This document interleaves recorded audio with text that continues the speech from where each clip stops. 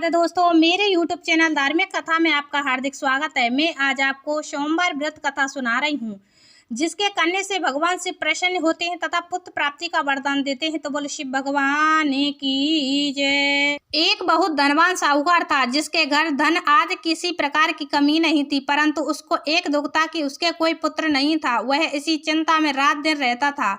वह पुत्र की कामना के लिए प्रति सोमवार को शिवजी का व्रत और पूजन किया करता था तथा सायंकाल को शिव मंदिर में जाकर शिवजी के श्री विग्रह के सामने दीपक जलाया करता था। उसके इस भक्ति भाव को देखकर एक समय श्री माता पार्वती ने शिवजी महाराज से कहा कि महाराज, यह साहूकार आपका अनन्य भक्त है और सदैव आपका व्रत और पूजन बड़ी श्रद्धा से करता है। इसकी मनोकामनाएं पूर्ण करनी चाहिए। शिवजी ने कहा, हे पार्वती, यह संसार कर्म क्षेत्र है। जैसे किसान खेत में जैसा बीज बोता है वैसा ही फल काटता है, उसी तरह इस संसार में जैसा कर्म करते हैं वैसा ही फल भोगते हैं। पार्वती ने अत्यंत आग्रह से कहा, महाराज, जब यह आपका अनन्य भक्त है और इसको अगर किसी प्रकार का दुख है तो उसको अवश्य दूर करना चाहिए, क्योंकि आप सदैव अपने भक्तों पर दयालु होते हैं और उनके दुखों को दूर करते हैं। यदि आप ऐसा नहीं करेंगे तो मनुष्य आपकी सेवा तथा व्रत क्यों करेंगे। पार्वती जी का ऐसा आग्रह देख शिवजी महाराज कहने लगे, हे पार्वती, इसके कोई पुत्र नहीं है। इसी चिंता में यह अति दुखी रहता है। इसके भाग्य में पुत्र न होने पर भी मैं इसको पुत्र प्राप्ति का वरदान देता हूँ, परंतु यह पुत्र केवल 12 वर्ष तक जीवित रहेगा। इसके पश्चात वह मृत्यु को प्राप्त हो जाएगा। इससे अधिक मैं और कुछ नहीं कर सकता। यह सब बातें साहूकार सुन रहा था। इससे उसको ना कोई प्रसन्नता हुई और ना ही कुछ दुख हुआ। वह पहले जैसा ही शिवजी महाराज का व्रत और पूजन करता रहा। कुछ काल व्यतीत हो जाने पर साहूकार की स्त्री गर्भवती हुई और 10वें महीने में उसके गर्भ से अति सुंदर पुत्र की प्राप्ति हुई। साहूकार के घर में बहुत खुशी मनाई गई, परंतु साहूकार ने उसकी केवल 12 वर्ष की आयु जान कोई अधिक प्रसन्नता प्रकट नहीं की और ना ही किसी को भेद भी बताया।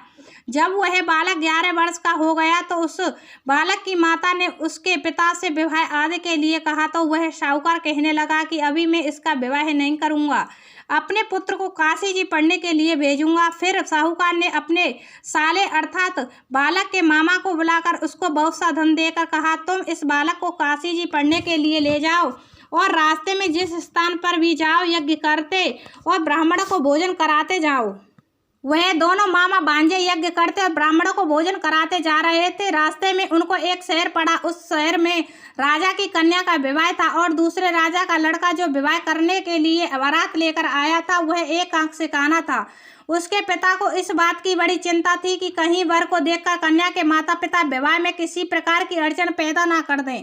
इस कारण जब उसने अति सुंदर सेठ के लड़के को देखा तो मन में विचार किया कि क्यों ना दरवाजे के समय इस लड़के से वर का काम चलाया जाए। ऐसा विचार कर वर के पिता ने उस लड़के और मामा से बात की तो वे राजी हो गए। फिर उस लड़के को वर के कपड़े पहना तथा घोड़ी पर चढ़ा दरवाजे पर ले गए और सब कार्य प्रसन्नता से पूर्ण हो गया। फिर वर के पिता ने सोचा कि यदि विवाह कार्य भी इसी लड़के से करा लिया जाए तो क्या बुराई है। ऐसा विचार कर लड़के और उसके मामा से कहा, यदि आप फेरों का और कन्यादान का काम भी करा दे तो आपकी बड़ी कृपा होगी और मैं इसके बदले आपको बहुत कुछ धन दूंगा। तो उन्होंने स्वीकार कर लिया और विवाह कार्य भी बहुत अच्छी तरह से संपन्न हो गया। परंतु जिस समय लड़का जाने लगा तो उसने राजकुमारी की चुंदड़ी के पल्ले पर लिख दिया कि तेरा विवाह तो मेरे साथ हुआ है, परंतु जिस राजकुमार के साथ तुमको भेजेंगे वह एक आंख से काना है और मैं काशी जी पढ़ने जा रहा हूँ। लड़के के जाने के पश्चात उस राजकुमारी ने जब अपनी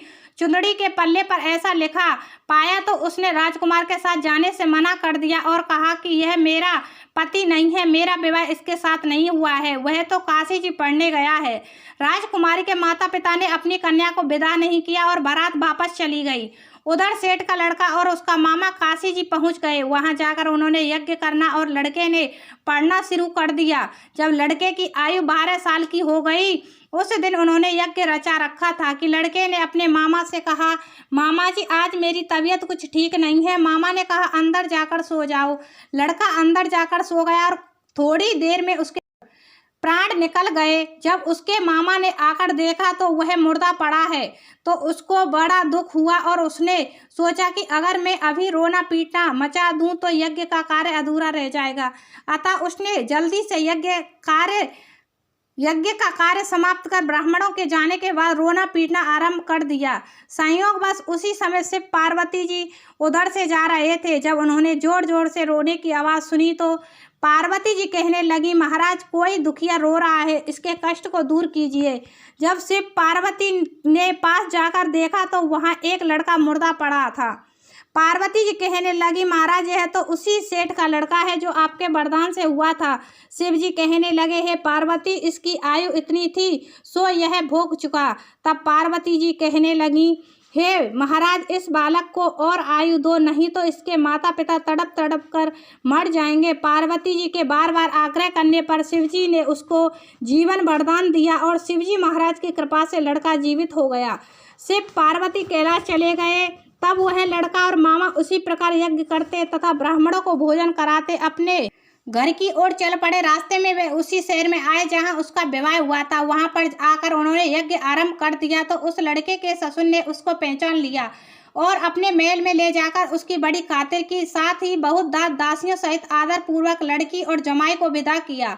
जब वे अपने शहर के निकट आए तो मामा ने कहा, मैं पहले तुम्हारे घर जाकर खबर कर आता हूँ। जब उस लड़के के मामा घर पहुंचा तो लड़के के माता पिता घर की छत पर बैठे थे और यह प्रण कर रखा कि यदि हमारा पुत्र सकुशल लौट आया तो हम राजी खुशी नीचे आ जाएंगे, नहीं तो छत से गिरकर अपने प्राण खो देंगे। इतने में उस लड़के के मामा ने आकर यह समाचार दिया कि आपका पुत्र आ गया है, तो उनको विश्वास नहीं आया। तब उसके मामा ने शपथ पूर्वक कहा कि आपका पुत्र अपनी स्त्री के साथ बहुत सा धन लेकर आया। तो सेठ ने आनंद के साथ उसका स्वागत किया और बड़ी प्रसन्नता के साथ रहने लगे। इसी प्रकार से जो कोई भी सोमवार के व्रत को धारण करता है अथवा इस कथा को पढ़ता और सुनता है उसकी समस्त मनोकामना पूर्ण होती है। तो बोले शिव भगवान की जय, माता पार्वती की